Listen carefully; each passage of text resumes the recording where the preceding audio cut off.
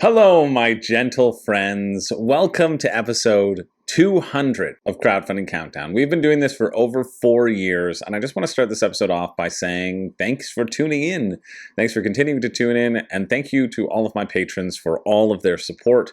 It is literally because of my Patreon community that this show still exists, because it takes the most work to produce and to research and to be informed and wade through all the filth. And if it wasn't for that filthy crew over there who loves the filth, I would have stopped doing it a long time ago. Actually, and because I film these, as with whatever spare chunks of time I can, I do have a new patron to thank. Thanks goes out to Dr. Penguin. Dr. Penguin, thank you so much for jumping on board, supporting the channel. You're awesome. And a real doctor. I've never met a penguin doctor, but I'm thrilled that I've gotten the chance to. So thank you so much for supporting the channel. Really appreciate it. And so thank you. Thank you to my Patreons. Thank you to everybody who has supported the channel in the past, currently, or in the future. Just for liking and subscribing, for sharing and just talking and recommending the channel to people as well. I appreciate you. I think I provide the most in-depth coverage of crowdfunding campaigns out there. I think I do. Even on these sorts of weeks, which fittingly, it's going to be a bad week. It's really going to be a bad week. Sorry, I just saw Jade over there. I forgot that I put her there instead of hanging. It's probably going to be a bad week. Not a lot of campaigns look very good, but we're going to look through them as always, and we're going to find the hidden gems out there. But yeah, it's cool to hit these sorts of milestones. Hitting the number of different campaigns covered, episode numbers covered. It is really cool to be able to hit those milestones and hopefully move forward and hit a bunch more. So let's get into it. Let's get into another week. See, I can't just have Verdant be taking the show. We need to have the reason you all tuned in. Much better. Fittingly, the Temple of Horrors, you're here. I definitely had a WSBG meeting this morning, just getting the schedule and streaming stuff ready for the World Series of Board Gaming, which, hey, if you haven't gotten your tickets, you still have a time to get your tickets. Finishes September 1st. You can compete for $25,000, which would be pretty sweet. I'm the director of production, so I'll be there streaming the event. But I turned on my Zoom call because I was rushing around and just sat down, turned on my Zoom call, and then realized that friggin' thing was in the background. And I just had to be like, and just put it down. They didn't comment on it, but I brought it up at the end. They're like, yeah, we saw that. We thought it was weird. I was like, luckily, I'm glad you guys know me enough that this wasn't grounds for a review, a performance review, or whatever it is. All right. So we're going to check this out. This is happening over on GameFound. Temple of Horrors, Divine Favor. The first expansion for Temple of Horrors is here, which is a dungeon crawler game as a tribute to the 80s D&D sessions. Designed for 1 to 4 player, average playtime for 90 minutes. You can get the Temple of Horrors base game and the Divine Favor. Hadn't heard of this one before. Explore a dungeon filled with creatures. The creatures. Minions, elites, leaders, bosses. Place room tiles from the display. Interesting. 7 heroes, 70 different adventures, 70 different scenarios. Cool. New bosses. This expansion is a very small expansion, it seems. Just a couple extra bosses, a couple extra heroes, a couple extra power cards. Very minimal for €15. Yeah, that makes sense. And then the base game is €60, which is $100 Canadian. That might not be too bad. You get to flick cubes in a shuffleboard style, dealing damage. That's fun. Choose how to build the dungeon. You choose a room to explore. So you can choose the rooms that you're exploring, so you have a little bit more control. I think that's interesting. Euro style action system. Action cubes. Use them carefully to do actions. Place them on rooms to measure fatigue and the noise you made. Okay. Mana cubes give strength to your actions to fight and use spells you need them. Sure. There are some videos on it. No rulebook on the page, which is a bit disappointing, but I get the gist of what is different. I don't know. It seems like a very basic dungeon crawler, but you might want that vibe. I think there's a few interesting things that are happening here. I like the combat system that's been highlighted. I like the choosing of the rooms, the escalating minions that will get stronger and stronger. I don't know if it would overstay its welcome. I'm intrigued enough that I would try it, but I don't think I would ever buy it, you know? But it looks better than what this I expected it to be. So yeah, fair enough. If you want a little dungeon crawler that's going to finish on the 26th at 12:30 p.m. Moving along to this one, Astro Out, worker placement board game where you explore the universe, gather colleagues, and grow your own company. No video, but this is by Suiworks. Suiworks, which they created Oshime, which I purchased. I've yet to play. It is still on my shelf of shame. But I bought it because a very generous patron was like, listen, you always complain about shipping, you stupid idiot baby. Well, this one has clowns in it, so why don't I pay for the shipping? And you better buy the stupid game. Like you said, you better friggin' enjoy it. And then he came to my house and he pushed me.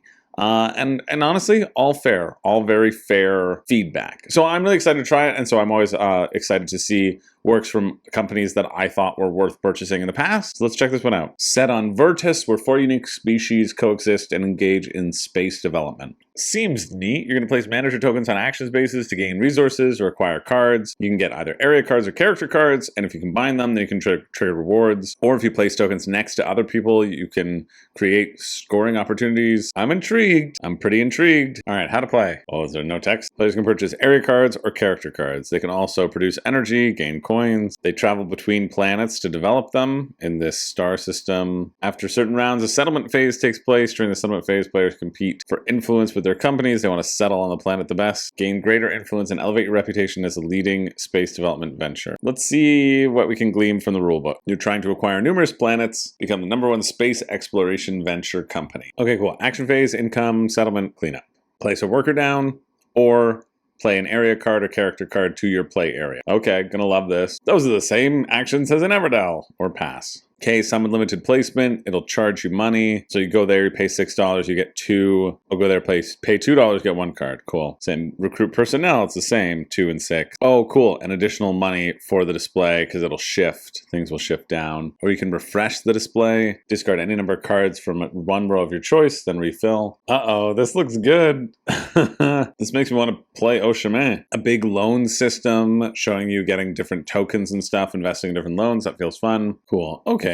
You're also vying for wherever you are in the planetary system. Whenever you play an area card, you're actually playing it into the system that you're at. So you have to correspond with where you're placing things, and character cards as well. You drop them in on planet. And there's certain tags that you can race for with certain characters. Cool. And you need to develop area cards in order to develop personnel onto that. Cool. And your area coins are also going to provide you with income. And then your characters are going to give you energy. Sick. You use the energy to get more stuff. You get the income at the end of every round. You gain influence based upon where you're at, or the different effects on your characters. Cool, and you get points based around everything that you've placed down, all the people and all the areas that you've placed down. Coins, you lose points for loans. 2-player game. I didn't think I'd read through this 44-page rulebook, but it went pretty quick. So a little bit more blocking spaces that have happened. And there's dummy color. So a bit more to manage with a 2-player game, a little bit more fiddly.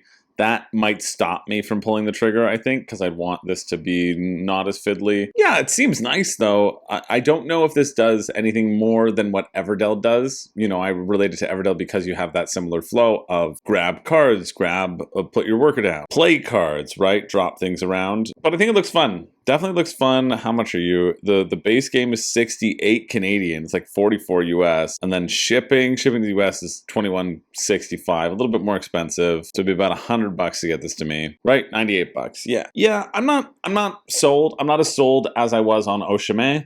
But I think this does look solid. Again, another really solid fare from Suiworks. And if everything else sucks, this will be the pick for me, you know? I'm really excited to see another game that looks pretty good from the same company and makes me want to watch out for them. So that finishes Wednesday, August 27th at 10 a.m. All right, what do we got here? We got a little roll and write, print and play, whatever. A scratch island. Go get your treasure map and shovel and start your adventure. Roll dice and scratch your way in this tropical island searching for hidden treasure. But beware, other players may be the first to claim treasure, so you have to be smart about it. Also, beware of snakes. It's just good advice. Just a non sequitur. Actually, there are no snakes in this game. They just wanted you to be careful. Why did it have to be snakes? Is this Tend? Is this Tend? 48 unique treasure maps. Find hidden keys to open treasure chests. Scratch your way to victory for €18. The additional treasure maps are the Same in the core game. Okay, so each player receives a map. So do you have to... So if you have 48, you can play that 12 times with 4 players. Or 24 with 2. Active player rolls. Oh yeah, it's 2 to 4. So active player gets 2 dice. Download the map. Oh, here though. Great, so it's a polyomino game, essentially. It's a polyomino game that you can't play once you run out of things to scratch. Because underneath, there might be some treasure icons when they scratch a path. So whenever you're scratching a path, you might discover some treasure underneath your icons. Kind of a one and done situation. It seems fun enough, and I don't feel like it's that horrible. You know, $30 for an escape room style game. You're gonna get 48 maps in it, 48 unique treasure maps. I guess my question is, do you have to buy an additional treasure map if you want to play it with more than 2 people? Oh, okay, so you can use, they say all the treasure maps are unique, so they suggest you just use a different treasure map for every person. Okay, that makes more sense. I don't think this is a bad one. It's $30 Canadian, and then shipping to Canada is 30 euro. It's like double, triple. It's almost 90. Well, shipping just kills this, right? If it was $30, I could be tempted to spend $30 on this instead of 10 scratch cards. But then again, if I spend it on 10 scratch cards, maybe I could buy this afterwards with all my winnings. I don't know. But that finishes on the 27th at 10 a.m. That's it. Moving along, we've got Adventure and Quest, the ultimate tables from Wooden Castle.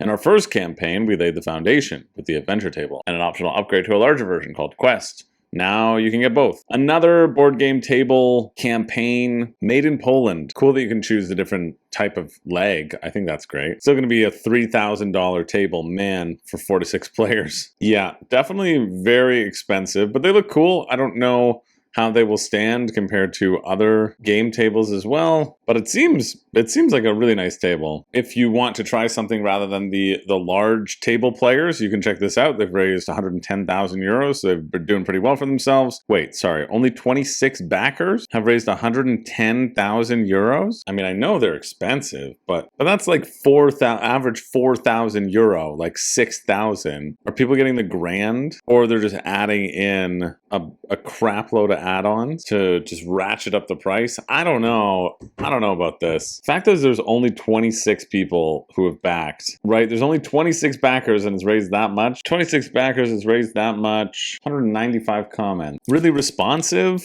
Yeah, I don't know. Good review from a pledge master over here. Prior backer very happy with the product. I think they look good. They just, I mean, I'm a bit sketched out by so many people by how much you can spend on it. But yeah, I always like highlighting tables when they come up. That currently finishes on the 27th at 5 p.m. Also in the accessories category, we've got the Game Tamer trays.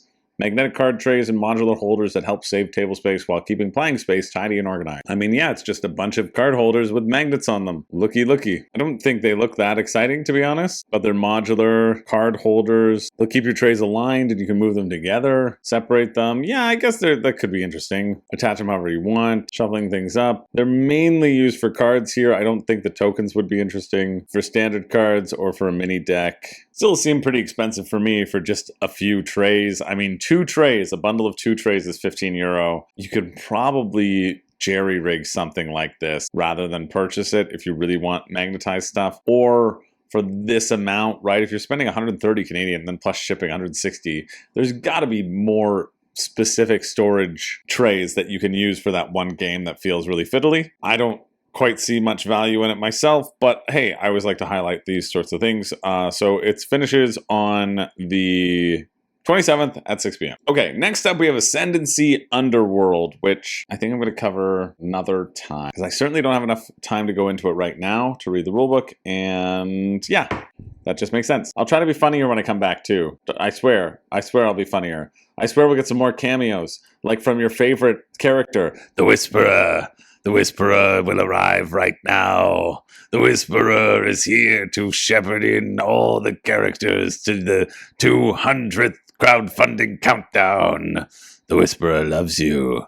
The Whisperer needs you. The Whisperer says, poof. Okay, let's check it out. We've got Ascendancy Underworld, the mega edition of the ultimate 4X inspired worker placement board game, Ascendancy.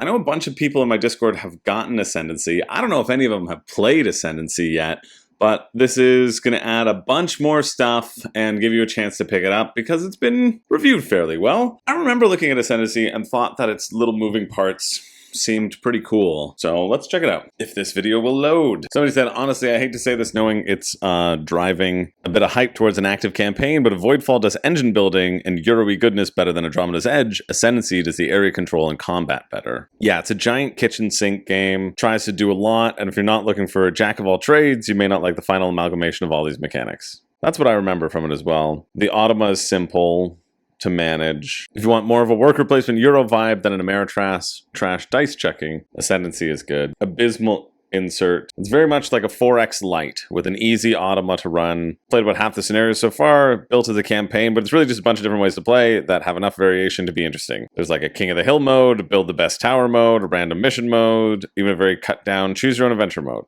It's nice. Need to redesign the player boards because they suck, but after I do that, I'll be keeping it. Yeah, I mean, I remember Ascendancy way back. We're going to see what Underworld does. Underworld is going to be like a $200 expansion though, which is absurd, which nobody needs, unless Ascendancy is your favorite game of all time. Yeah, you're placing workers to do all the 4X actions that you would normally do in a 4X game. Expand, exploit, exterminate, expire. It's one of those games, the ultimate 4X worker placement game. Yeah, I mean, it's one of those games where I just don't have the time to ever engage with this sort of game anymore. You know, there are other games out there that I want to engage with that have this much of a time sink into it. Oh, okay, yeah. So it's $200, but it's only $115 for the Underworld expansion. And $135 for Ascendancy. Now, it was on sale. I'd seen it on sale on various outlets with somebody in Discord as I was scrolling through as to previous messages. It's been the lowest it's ever been on sale. It's been $75. From where, I forget. But you could potentially... That's why there's only 12 backers there, which makes sense. You can potentially get it down the line. Most people are backing these Underworld Essentials or the Underworld Premium as well, including all the minis that are going to be thrown in. Build an underground dungeon using rotating triangular tiles that trigger powerful adjacency bonuses, grow your economy, alter your empire in unexpected ways. So it just builds in a new map that you can play on. There's going to be the over map and the under map, essentially. What's interesting about this campaign is just very clearly the Ascendancy campaign, and then they kind of jam in the Underworld stuff in it as well. They're like, and there's this side thing, but it's not really showing you how effective it is because they didn't want to pay for the new videos or the new graphics other than what they used for the base campaign. The full how to play is like an hour to learn, which makes sense. That's probably pretty streamlined, actually. Oh, I guess you're just descending into the dungeon for certain cycles. Dungeons can be played competitively, fully cooperatively. Got it. You have new classes, essentially. They say new playable houses. This is just like a paladin class where you can have healing, and then you have House Drac, which is the dark magic class. Sign packs with demons. Cool. Returning houses, just so that they can highlight the houses that they already have. The druids, the barbarians, the pirates, the rogue, and the necromancers, or just magicians. Oh yeah, House Drac are the necromancers. Why you would ever want to play something like this with 6 players, I don't know, but you have the option to do so. You know what Ascendancy reminds me of? It kind of reminds me of everything I thought Vindication would be. Vindication is a very, very simple Euro game, like massively simple, and Ascendancy kind of gives me the open world idea that it felt like I was gonna get in Vindication. Yeah, I really do like this pitch though, and they are trying to make it a little bit more streamlined by eliminating some of the complexity. So in the same breath, he says, I wanted it to have a ton of depth and strategy. And then so we added more, but we cut out all the stuff that I had added in to have surprising depth and strategy.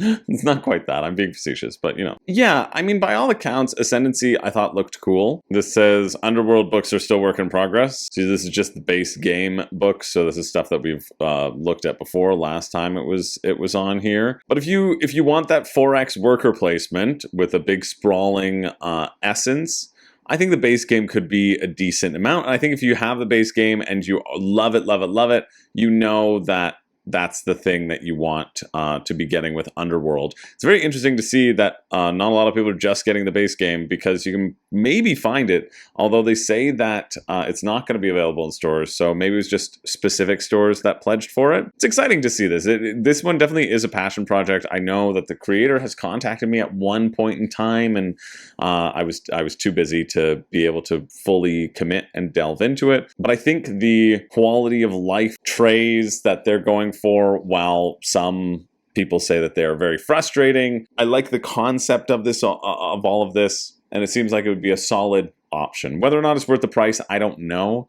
It's not something that I would be clamoring to get for me personally, because it just feels like it's a lot. You know, it's everything in the kitchen sink. There's so many different mechanisms that are working together, and I have stuff like Endless Winter that I don't get to the table as much because of that. I find with a variety of board game mechanisms being present in a board game, you get to the point where you really have to play with experienced gamers, right? This isn't something that I could ever teach new people, and as somebody who likes teaching new people games and introducing new people and slowly bringing them into the hobby, something like this would end up sitting on my shelf, especially since I'm not a solo player. So because of those, not really something that interests me, but check it out. It finishes Wednesday, August 27th at 5 p.m. Moving on to this, Abyss Echo, The Forbidden Rite. Unseal a Cursed Cthulhu package from 1925. Real Relics, a story journal, and a Lovecraftian horror board game await you. Real Relic. Great, and it doesn't seem like there's any mention of VIP pledges on this first created one, which is great. Almost like you can succeed in a huge way without $1 pre-pledges.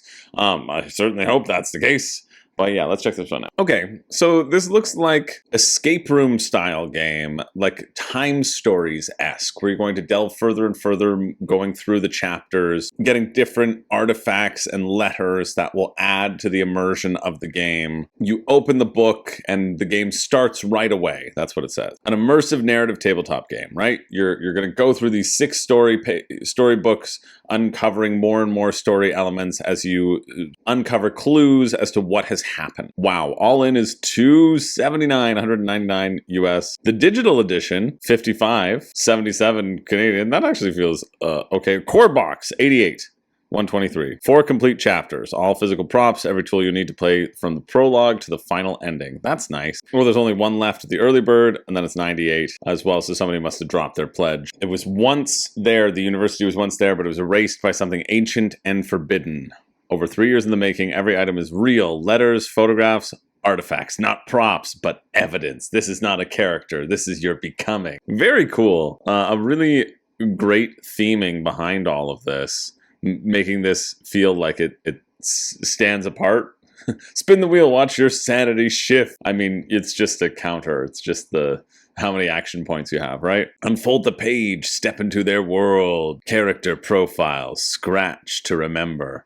Stand to confront. Unlock each memory with your own hands and let them rise and face you. They're just trying to like make you feel like it's tactile, when really it's just going to be a big choose your own adventure story with a little bit of mystery as you uncover things slowly and slowly. Yeah, I mean 98 for the core box. That might be reasonable. Preview the rulebook. I don't see what sort of rulebook it will be. I bet it'll be open the book, figure it out. Pretty much. You can store for inner clues. Yeah, it's just like, it's all breaking down how to put this thing back, because there's going to be sealed chapters, all narrative elements, a board in which you can put stickers that you remember, and then you'll roll a dice to see what happens. Each combat is made of the attack die, the monster zone, the monster card. So it's just roll the dice and see what happens. Everything is roll the dice and see what happens in this big immersive game. But I think if you really like the immersion of it, the production value here seems like they're promising a lot for sure. I don't need to spend, do they even have shipping? Yeah, shipping. US 20, UK EU is 35. Do you ship to Canada? Yeah. It just has those. I love they just have the US and the EU.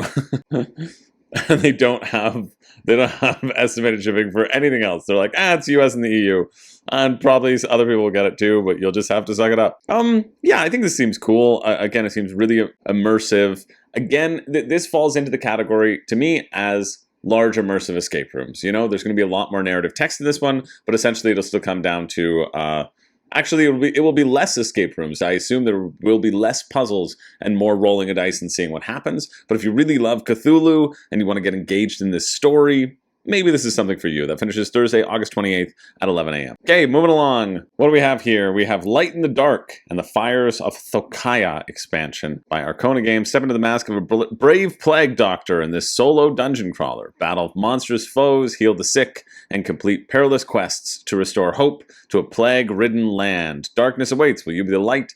The flames of Thokaya burn bright and deadly. This expansion adds new quests, enemies, abilities as you travel to a region threatened by a dark cult and rising chaos. Can you withstand the heat? Yeah, Arcona Games, they did Pest, and they did Pest again. So they just love their plague doctors. That's what they do. They love their plague doctors. It says for 1 to 2 players, but it also says that it's very clearly solo dungeon crawler, so you probably just want to play it with one person. I don't think I covered this if it had been out for the first time. Small box solo dungeon crawler. You get the Master Doctor, so you get the base game and the expansion for $69. The expansion is just for $25. That's nice. $49 if you don't want it without the deluxe pack. Sure. Which give you wooden meeples. I wonder, can you just get the base game here? Yeah, Light in the Dark for $30. So 42 Canadian. If you wanted to just jump into this as a regular dungeon crawler, you can. Each round you take 3 turns. During each turn, you'll spend the movement points displayed on your hero card to move them and perform 1 optional action. So there's your movement points. You got 3 movement. You can collect herbs, pick up items for new abilities and bonuses. This is turn a 3 into a 4, vice versa.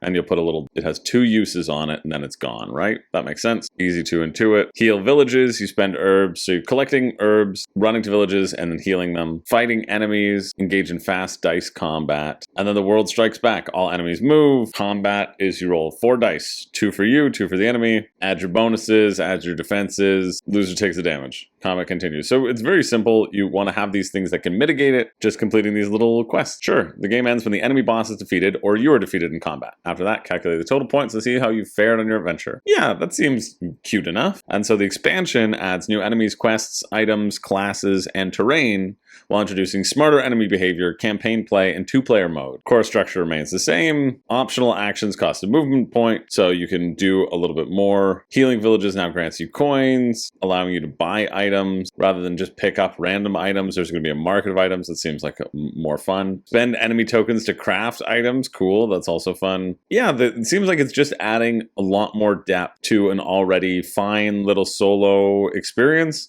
And for something that's not too expensive, I mean, $69 is pretty good for the expansion. $30 is really good for everything in the expansion, rather, but $30 is really good for just a base game. You know, it's just $50 US plus shipping. Not bad for everything with the expansion. Shipping is $15 or $18 for the US, $25 for Canada. So it'd be $100 for me if I wanted to get all of this. If I wanted to just get the base game, it'd be like $60 US. I mean, $60 Canadian. Yeah, it's pretty good. I'd say that's pretty good. I think this looks kind of neat. Very simple. So if you're interested, that finishes on the 28th at 2 p.m. Moving along, you know I had to click on this because of this beautiful frog saying the music to my ears. Free shipping. We have Flop, the masterful art of underachieving. That's what this whole channel's all about. A crazy card game where the objective is having nothing left to do. I imagine... Oh, it's by Thundergriff, though. Okay, maybe it will be interesting.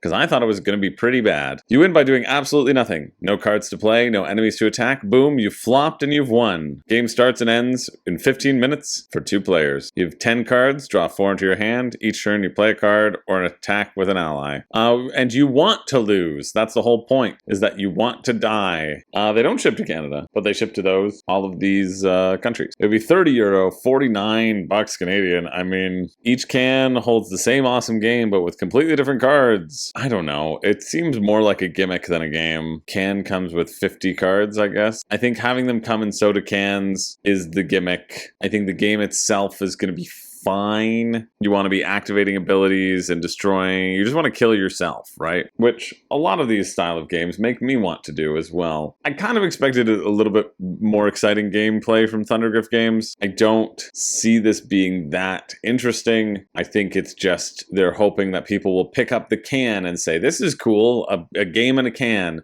and not really look at what the actual game is. I don't think it looks that good. That finishes Thursday, August 28th at 3 p.m. Moving along to Take the Throne, which we've definitely covered before. When was Take the Throne Maybe it was on GameFound, but I know we've covered this one. Like I can see, and I remember seeing potentially being interesting. So last year, boom, episode 150. Just 50 episodes ago, they would Take the Throne. Take the Throne. Are you stalking me?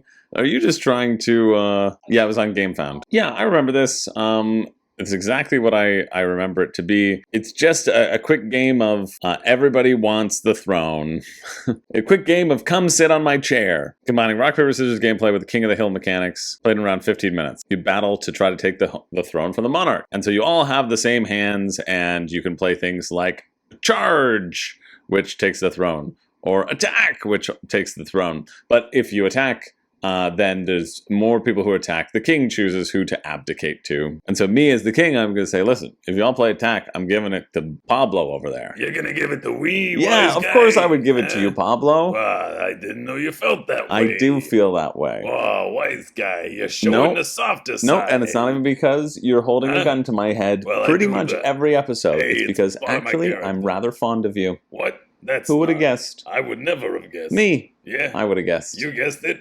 Because I knew it. Well, you know what I knew, wise guy? Well, I appreciate you, Pablo. Coolest wise guys. What do you think about Take the Throne? Take the Throne? Well, I would just go and you give it to me and I get the points. I guess I should have seen that coming. Yeah, wise guy. Of course, we should just give you the points in general. You should give me the points. I'm the king. That's fair. I'm the winner. Yeah. Well, thanks for stopping by, Pablo. If you're interested, the core pledge is still £16, which is $30 Canadian. That's the same as it was 50 episodes ago. I think it seems fine of a quick anticipate each other's wine in front of me style games. So yeah, they're coming back for more funding. I don't know if they canceled over on GameFound or maybe didn't get funded, but this one has funded, which is good for them. That finishes Friday, August 29th at 6 a.m. I'm sure they're coming back because it's been 50 episodes, so it wouldn't take a full year to reevaluate. Okay, moving on. We've got this one.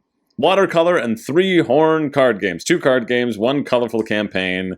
Let's check it out. It's gin rummy, but worse. So Threehorn is essentially gin, which sucks. And Watercolor is a game that seems like a take on Scout. You'll start with 11 cards, which you use to construct numbers, as well as skill cards, which could bend the rules to your benefit. You play a single card. So you have to play higher than what somebody has played. But when you do, you have to take a number that was already on the table. And so that's where it's, in terms of similar to Scout to me, that you're always adding cards to your hand so that you can play higher cards and higher cards, matching suits and playing back and forth. If you're able to play your last card, you don't take from the table, the round ends, you win the game. Sure, don't get Threehorn. It seems horrible. Watercolor could be doable, $16, 23 Canadian, and then $18 shipping to Canada. So it would be $48 for this little card game, something which you absolutely shouldn't do. I don't think there's much merit to this, especially with the shipping costs, and because Threehorn looks bad. But if you're interested, you can check it out. That finishes on Friday, August 29th at 8:30 p.m. Moving along, we've got Capybara Crush. See, now we're out of the complicated ones and we're into the boring ones. We've Capybara Crush, but at least it has a plushie. Save cute critters with Capybara cards, a little puzzle every turn, 1 to 4 players per box. Per box, you can add in more people. Let's see. The river's flooding. The little animals need help. And put them on your capybaras. Oh, it holds the game. Okay, it might not be as horrible as I expected. You draw a card from the center, and you play a card atop your capybaras, or you add a new capybara to your herd. Score a long chain of matching animals and backgrounds to win. So you have 2 forests, 2 palm trees, and 1 cherry blossom, which, I mean, seems cute enough, but then to get the plushie, it's also $42, or just the base game is $25. There's a print to play, though, for $2, which I think is the way to go. Plus only $8 shipping. That's nice. Even still, it would be $40 to get this very small card game, which I think looks just fine. They also don't have a rulebook on the page, which I don't like, but that's because the game is so simple. That's really all you need to know. You will score it for in some capacity by matching symbols together. And so it's just a drafting game of matching different symbols together and trying to match things. Seems fine, but way too overpriced. Thus is the crowdfunding sphere nowadays. That finishes Saturday, August 30th at 7 a.m. Moving along to Vines. We had Vines last episode, but now we have Vines and Flowers, Blooming Harmony. Flowers? Well, it's been so long since you gave me flowers, my sweet. Actually, just hold that thought, Maggie, because I do. I do. No, See? you couldn't. Oh, Well, they're how could I not get you beautiful. this? Oh, Huh? you're Pretty nice. proving Look to at this. me Look at this that cute you little still sunflower. love me. Huh? Oh, a sunflower That's for you. from my It is for my one and only love. Well, you are my one and only You love know, as well. somebody said that they Other were than playing that your one game time where I was recently, with Pablo. and they What? saw you and they said, "That's Yes. where Maggie's from," and you're a Oh. little bit of a celebrity. Death Road That's true. All-Stars, yes. Yes. It's hard And so on I'm the very Death happy that you're still Road. around here I just to am say hi. happy Anyway, that these are I'm for you. You can take these. Thank you. Great. Oh, that's so beautiful. All right, I'll see you later. Forever, my sweet. Oh, thanks, sweetheart. Kiss. Okay, let's see what this Vines and Flowers is gonna be. Okay, so you're going to be building. It's just a tile placement game where you can stack instead of laying them face down. I think it's actually a very smart way to make yourself stand out from the crowd when really it's just a tile laying game, right? You could just have these be next to each other and it would be the exact same game. But here, now there's a spatial element and it automatically makes it more interesting, which I think is smart. I think it's a great idea. I'm automatically more interested, for sure. You take a tile from the market, you place it on the pergola, fulfillment phase. Display petals to complete contract. I guess if you've chained petals together. Or no, you get the petals when you go through there, then you can put the petals forward to gain some ladybugs and unlock a hummingbird. And then you can use that hummingbird for special effects. So you're wanting to be completing different tiles, different petals. Where's the rule book? Where's the rule book? I want to know how this is scored, really. I think that the idea is fine, but if you just get petals every time you connect a petal, that seems pretty boring to me. Shipping to the US is going to be $10. So the deluxe edition with wooden flowers is going to be $55 for you, or the regular edition is going to be $45 after shipping. For me, if I got the regular edition, it would be $23 for more shipping. That's about $70 or $80 for a very simple tile laying game. Again, not cost effective for me. I also want to know what the abilities are on your hummingbirds. I mean, I guess I could zoom in there, and what gets you points and how you get points. Like, there's not enough information on this page for me right now, other than clicking on videos, of course, to be actually interested. Even though it's Hans, the World Series of Board Gaming's 2022 champion. He's behind this. He's one of the collaborators behind this company. I think this is a great idea, but I just need a little bit more information. That finishes Saturday, August 30th at 11:02 a.m. Well, no, I don't think we're going to cover this because it's got 18 backers and it's raised 6,000 Canadian dollars. That's average $300 per backer on what is a very simple card game. Are we padding the numbers? Yes, we are. And so we don't care. Let's get rid of that one. And I imagine it's just going to be a boring card game anyway. So let's look at this one. Garden Patch and Oversewn, an engine building quilting duo. Garden Patch and Oversewn are two new standalone games in the quiltable roll and write collection with lots of new puzzly choices. I think I remember this. Didn't you do this stuff around Christmas? Yeah, the Christmas quiltable quilting one. Yeah, I remember these being interesting in the past, so maybe they will be interesting now in the future. Okay, so we just have another two new print-to-play games, which you can get for $7, $10 Canadian, or you can get one of them for $5, $7 Canadian. In Oversewn, you're going to sow your garden and harvest it, and dealing with the pesky weeds. Roll 3 dice, get one, and assign to one of the 3 action slots on your sheet. Sure, you take that action. Great, what are the actions? Are you going to tell me? Probably not. Use your final die. Oh, so I guess you use another dice to take an action, and then you use the 3rd dice to grow and harvest your garden. Score points for gardening, sewing your quilt. Oh, there's also a quilt. And completing patterns. That's all they're telling us about that one? Okay, cool. Yeah, great. Not enough information for me. In Garden Patch, you'll roll 2 dice. You use the values rolled to take 2 actions, improve one of those actions, or mitigate the dice to take one of any action. Change seeds to plants, plants to vegetables, vegetables for fabric, fabric to quilt squares, all while working on a few side inventions. So just like managing your resources to change resources into other resources. Sure, there's probably a more defined how to play section, but again, I prefer when there are rule books. But I remember the other ones. I have a little bit more kindness for these games because I remember thinking the other ones felt good. Again, they're simple roll and write print and plays. You're going to be comboing things together. If you want them, get them. I think we have enough of those already. So, and this isn't doing anything to really stand out amongst what we have.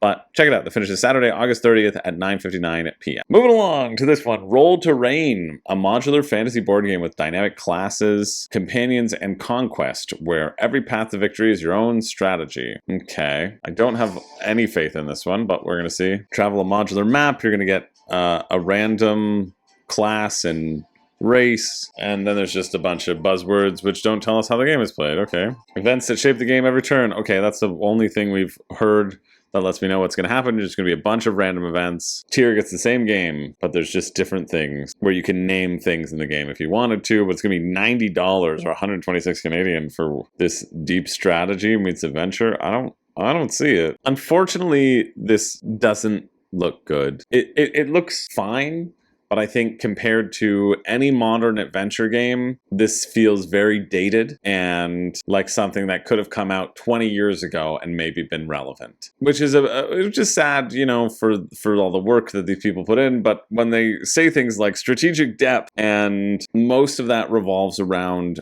the different characters that you can draft and buffing up your stats, you're just going to have a bunch of stats, right?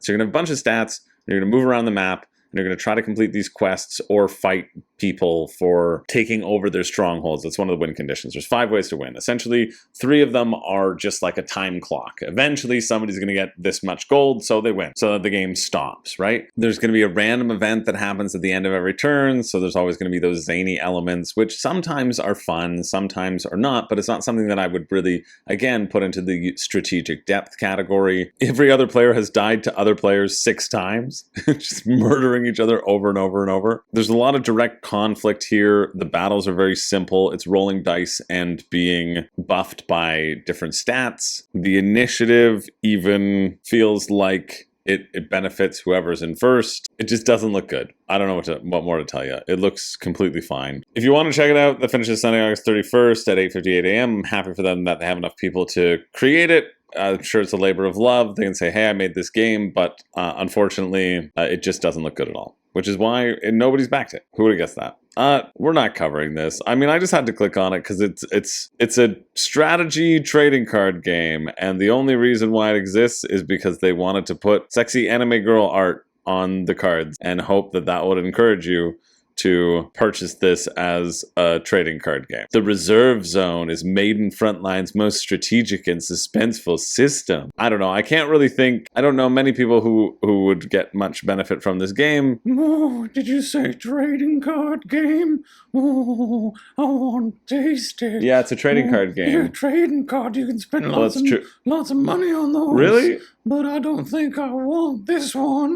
This might be a first. This might be the first thing that Slippery Jim has decided not to back. Well, yes, I have infinite money. I know you have infinite money. Anything. I know. No, but I don't like this one. Well, you don't. No. You don't like the art? No, I want to be the slipperiest boy around. So you're jealous. Everyone here's too wet. That makes sense. Too wet and wild. Well, you'll And always I be the wanna slipperiest be person around the table for me, Oh, Slippery thank Jim. you. I'll cover myself in a full new I would say bowl thanks of for stopping oil by, but and maybe it some makes my shea skin butter crawl this anytime time. you're around. Oh. Okay, let's move on Oh. to Luck Be a Liar, a puzzle and deduction print-and-play heist with brains, bluffs, and betrayals. Who's helping the crew and who's here to ruin it all? Sure, I bet there's going to be a small bluffing element here that we can look at and go, oh, that seems fine, and then move on. I'm sure that'll be it. I'm hopeful that the last one in this episode might be interesting. I don't know, just because it looks like a dry Euro, and I like dry Euros. Okay, I have a bunch of private information that only you have access to that can help with different puzzles or heists. There's a traitor in your midst, and everybody has a different playbook as well. Yeah, I think it is a potentially fun enough premise. 15 bucks, €9. It's an interesting take on a murder mystery game, you know? Rather than there be just conversation that's going to happen, it actually builds in puzzles that you can interact with to create some information. Take 2 to 3 hours for 6 to 7 players. Yeah, I mean, it seems like it could be neat. It's not something I would really want to take a gamble on, but if somebody was like, I want to play this thing and I have it, I for sure would say yes. That finishes Sunday, August 31st at 12:01 p.m. If you like murder mysteries, this guy's done now 9 of them, and this seems like a unique take on them. And so I'm sort of more inspired or more trusting. I'm more trusting of that these might be good because he's had the experience with 8 of them and is now sort of switching it up as an experiment for himself. So I imagine that might be interesting. Yeah, you can check it out if you feel like. All right, we're going to check this one out. I thought it was maybe a war game or too much of a war game, so maybe outside my interest, but it says resource management, so we're going to see. This is The Other Side of the Hill reprint. It's a board game that simulates the effects that this struggle for power within the German High Command had on the development of the Second World War. Up to 4 players represent military leaders cooperating and competing as they manage Germany's wartime strategy. To win, they must vie for prestige by advancing the careers of their favored army and army group commanders, grabbing the share of victories while the early war pickings are easy, then avoiding responsibility for battle disasters as the Soviets and Western allies solidify and fight back. It's like, yes, it was me. No, it was him. I don't know how much fun I would have playing as a Nazi, but, you know, if Germany falls before the historical date, everyone loses. Otherwise, one player wins. 8 different scenarios, games ranging from 3 to 18 hours? Who wants this? Is there anyone who wants this? I guess Twilight Imperium players want this. We want to keep this campaign simple and clear. Since it's a reprint, we won't go into too much depth about the game on the main page. Yeah, you don't need to know really much about it. Just know that it's an 18-hour game. You excited? Some of you might be, but for the rest of us, you're probably not. Blitzprint has the, I wonder, is there a single person of color who has ever wanted to play this game? I don't know. I can't imagine there's anything of the resource management here that would ever make me interested in engaging with this theme as the German generals. I do like the concept of like, hey, they have to avoid blame and they have to move up the ranks early, and you knowing how history turns out and you knowing that you're on a losing battle and how that can kind of shape your ideas and ideals. And I also understand the importance of history, of learning about the other side and the other side's mentality and the other side's psychology as well, so that we can hopefully evolve past that bullshit. But when you say it takes 3 to 18 hours, there is a target audience, and it's not me. And I don't mind a 6-hour game, let's be clear. Okay? I don't mind a 10-hour game either. Let's also be clear. Very fine with the length. But with the length of engaging in this, and, well, I don't know. I'm not quite interested. But I figured I'd talk about it because somebody out there might be. That finishes on the 31st at 6:59 p.m. Okay, we've only got a few more. It's been a bad week, as most crowdfunding will be now that Come On is crashing into the ground. And Awakened Realms only makes the same game over and over again. Oh, I like this ranking section of GameFound as well. I was just saying that, I was just thinking that it brings me so much joy that Blood Rage Valhalla has not crossed over the $1 million, because everything in there is so frickin' expensive, which, again, we'll cover that. Well, we won't really cover it, but we'll cover the exchange of what Tycoon Games' official stance is and why it's not good enough, and revel in them trying to suck out money from everybody and people knowing that they can get it at retail. Anyway, we're going to look at this one. Golazo, bringing the beautiful game to your table. The fast-paced football board game that puts you in the center of the action. Choose your tactics, make your moves, and take the shot. Let's see if this is a football board game that is interesting. I doubt it, but we're going to look at it. Roll more dice. Oh, are you going to roll more dice? Play a card to kick a ball. Take the shot. Choose where... Oh, I do like that sort of like mitigation system. You played 2 cards for the goalie. If it was just 1 and 1, that would be pretty stupid. But 2 cards seems like it could be kind of interesting. Funny how a choice makes games more interesting. 15 pounds, 28 bucks. An easy to learn rules and engaging mechanics. Golazo is perfect for family, friends, and fans at football at all levels. Determine your movement in head-to-head rolls that add an element of chance to each passage of play. I think this could be fun if you're just like chucking dice and seeing, did I make the pass? Did I make the pass? Unlock that killer pass, make the keeper dive the right way every time. You get to experience all the highs and the lows of the game you love. Player with the most goals at the end of the match takes the victory. Both players roll their Golazo dice to determine who takes control. The winner takes control of the board and is able to make the number of moves rolled decide whether to tackle, pass, dribble, move into a shooting or crossing position. Each decision can change the course of the match. If a dice shows a G, you can draw an action card. If you're in a shooting position, you can use a rock, paper, scissors style card. Sure, and you can see on the board different spots where your people can go into, can move back and forth. So you're choosing to move your people up or down the pitch. Estimated range 24 to 25, so like $75 Canadian for something that at a 15-pound price, you know, doesn't feel as great as we would like it to. I think this idea of just chucking dice and moving the ball around here might make for a fun chucking dice game, because there's a lot of mitigation that can happen. You never know when the dice are going to move. It might get that frenetic element of a football match, but then again, it would be fun for one play, and then I think I would not care about it anymore. Now that I'm thinking about it, I'm like, yeah, I would play this. Ooh, fun to chuck dice. And then would you ever play it again?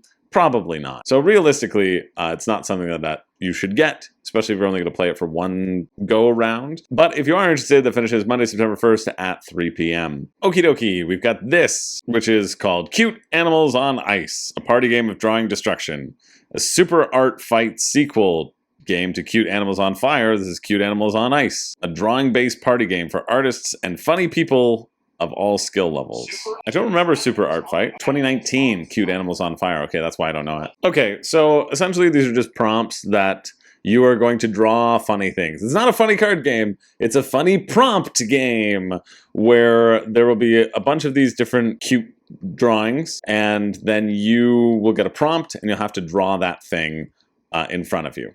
And how much for this? $10 for a digital copy of the game, and $15 for a physical copy of the game, only shipping to the United States. Sure, I think for a game which is just giving you prompts for stuff, that seems somewhat reasonable. It feels like it could be a Jackbox Party Pack game, and it would be better served there, but yeah, you can then draw something funny and hope for the best. I think playing Quiplash on Jackbox Party Pack would probably scratch this itch more than this game could, but if this is exciting to you, you can check it out. The finish is Monday, September 1st at 11 p.m. I wanted to check out what this one is, because this says Jigsaw Puzzles with a Twist, where finishing is just the beginning. Tell me about it. A magically puzzling campground adventure. So I think you're going to put this puzzle together, and then I think there's going to be like a micro-macro style game in this thing, which feels great. This seems like a very funny puzzle, and then you'll have to solve things, which might be an even more fun way to do than micro-macro, because you're seeing things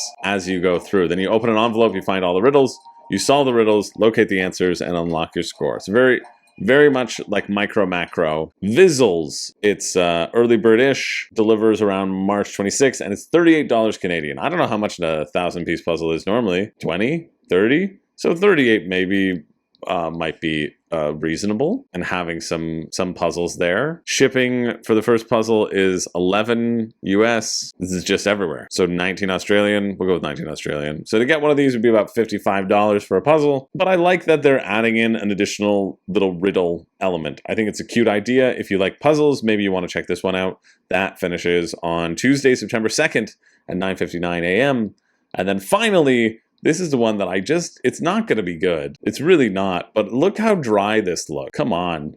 It's got to be good, right? It's got to scratch this itch. We've got Prestige, build beautiful palaces in this expert level Euro game. You have set my expectations so high, Prestige. You're the only thing keeping me going. Oh, look at you spinning around in that studio. Okay. Give me some wood. Okay, I like worker placement. Expanding your castle. Yes, we love it. Let it be beautiful. That's the tagline for this game. Fantastic. Skellig Games. What have you done before? Okay, all right. Interesting. Click-a-Tree seemed fine. I wasn't that overwhelmed with it. Weimar. The Fight for Democracy. I don't think I even looked at that. End of September 2022. I was doing stuff by then. Maybe I thought it was a war game. Capstone Games. No. Okay, I'm intrigued. I'm intrigued by this. I hope it's good. I want it to be. I'm desperate for it. I'm aching for it. 30 to 45 minutes per player. 2 to 4 players. Let it be beautiful. What a beautiful, what a great tagline. I almost just want to get it so that all throughout the game you can be saying that. Let it be beautiful. Build beautiful castles in this worker placement Euro game. Steadily improve your buildings. You have carpenters who will get better and better over time. Not just carpenters, you also have plasterers and stonemasons and sculptors. Don't you worry. They're all at your disposal. Hired workers process raw materials. Yes, we get that the gameplay takes place over 3 years. I don't know why they keep emphasizing that. Who cares? Each with 4 seasons. The seasons can have an influence on construction and the procurement of resources. Hire craftsmen, expand your land, trade resources, place a building order, acquire resources from a plant. Okay, here's the overview. There may not be a rule book, and if there isn't, I'm going to be sad, but at least there's this overview. Place your 5 instructors. So the instructors are the 5 workers that you have, basically 5 actions you can take, and then the workers that you have, workers can be just used to harvest resources. So there's a dual system going on, but really the instructors, you're just choosing 5 actions every round. You're going to be expanding your own little land and choosing what resources you're producing. Hire craftsmen to make your building orders cheaper, more efficient. So that's where you can get craftsman 1, craftsman 2, etc. Trade on the market, trading resources. This is the resource plant, where your workers are hard at work to get you all the building material that you want. Kind of reminds me of Stone Age a little. And then you fulfill, so you basically just place the resources on your craftsmen in order to fulfill certain things. And it's interesting too, where the actions are laid out, that will determine where you can take other actions next round. And so this is the most interesting part so far for me, is the variable, really variable turn order based upon the actions that you take. That seems neat, right? Like you put your 1, 2, 3, 4, 5, 6 if you're taking land, right? And those sections are probably only open depending upon player count. That would make sense. Then the most beautiful castle wins. Victory points outside, victory points inside, and then a negative difference by half. And then you have bonus tiles and materials left. Interesting. It's not too much of a penalty to have a gap in between, but you have to really balance it out to get the full score, right? Ah, yes, rulebook. Perfect. I just want to see what the actions do and a little bit more about the crafting aspect. Only 12 pages, so that's pretty good. Okay, no, 24. Okay, cool. So by expanding the land, you're getting more access to the resources, and then the land will eventually fill up in terms of how much land you can put down, and then people will have to start going on your spots, which will give you a little bit of income back. That seems fine. Interesting how you're kind of working together, but not. Buying and selling makes sense. Whenever you build a building, you have to have all those resources present and enough workers to put there. So when you're building things, the workers are building things naturally, and they're not out harvesting stuff. And it makes it easier to do when you improve craftsmen and carpenters, etc. And the bonuses are a race to get to. So there'll be bonuses up top that you're all racing to. Kind of reminds me of Castles of Burgundy, where the first person to do it will get more points than the next person. Sure. So this is very much resource conversion heavy. It's a very heavy resource conversion style of game. I like the flexibility of the actions, but I don't know if that's really going to make a difference. I guess it will make a difference in terms of hiring new craftsmen, but hiring new craftsmen happens earlier on in the turn order anyway. So the fact that there are so many slots in acquiring resources from the resource plant, and that just puts you at the end of the turn order, I don't really know if that's going to matter, because you're going to need to go there anyway, right? Like I'm not quite sure as to the balance of how this is, or how much effect it's going to have on the turn order track. So there's that. I like the idea of upgrading your craftsmen and choosing to upgrade these carpenters and making things easier for yourself down the line, less people, more resources, more buildings that you can build at the same time. I think that's neat. That might be the thing that's drawing me in the most. I don't know how much that's going to play into this. I got very excited by all the little worker pieces, and a lot of them are just, resources that you're managing your 12 workers back and forth, and it's going to come down to, hey, how much are needed for building? Okay, that much, great. Now I'll use the excess to get excess resources at the end. Having to get certain resources always from the market just feels a waste of an action that you'll auto have the action. I guess you can really try to economize how you buy things, but yeah, I don't know. I don't think it's going to be bad. It doesn't blow me away. I wanted it to blow me away, but it was worth waiting for, to be honest. €50, 81 Canadian, and then shipping is going to be at least $20, right? Yeah, to US to Canada, €30. Shoot, that's like $130 to get this game to me, which is absolutely not something I want to pay. I would much rather spend that on a chunkier Euro, something Vital Lacerda, something like Galactic Cruise, right? When you start to get up against those types of games, I don't know if this one will hold water. I think it'll be good. I think it'll be like a 3.5, I think it'll be a solid game, an enjoyable time. One that's inoffensive and that every dry Euro lover can love, but I just don't think it's necessarily worth the price. But if you're interested, that finishes Tuesday, September 2nd at 12 p.m. Certainly better than a lot of what we're seeing this week. So that's it. That is it for the week. We have reached the end of our 200th episode. Thank you for being here and hanging out. And before we go, we're going to give you a little crowdfunding grunt down, where we're going to take a look at every single thing. You know what was lovely about this 200th episode?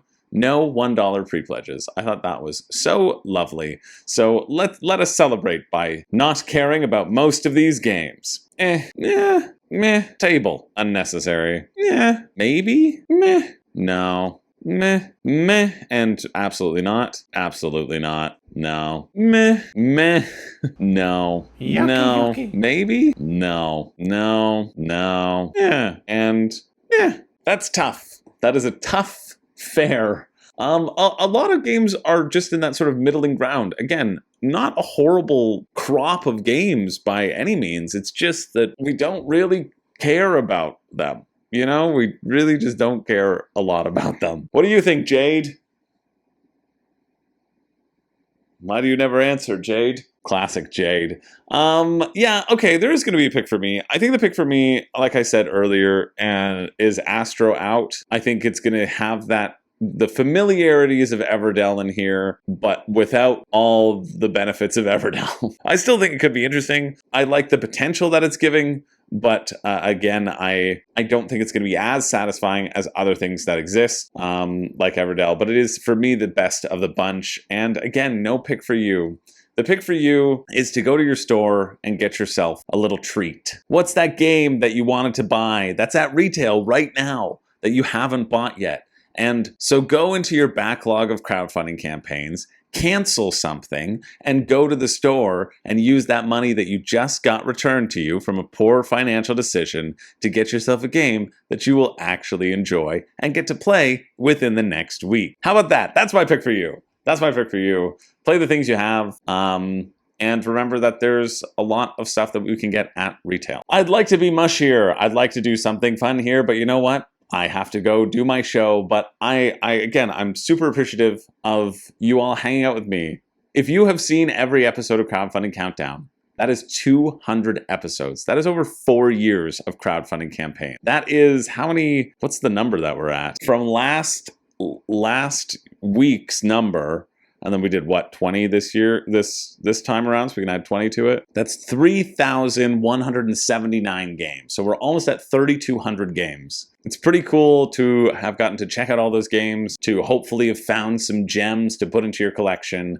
And that's what I'm going to continue to do. I'm going to continue to hope to find great games that you may have missed, take away the marketing excitement of games that you won't enjoy, and hope that we can all spend more time on room and board and not playing games. You stay here, you watch the backlog, now you start again. Start at episode 1 and meet me back here, and then you can go off and do whatever you want. But you need to do a full rewatch of all 200 episodes before you're allowed to even sleep. I entrust this to you. Thanks so much for being here. Thanks for watching. My name is Chris George. Oh, you know, I really thought by this time I would have a catchphrase, but I don't have a catchphrase. Maybe episode 201. I guess you'll have to tune in next week.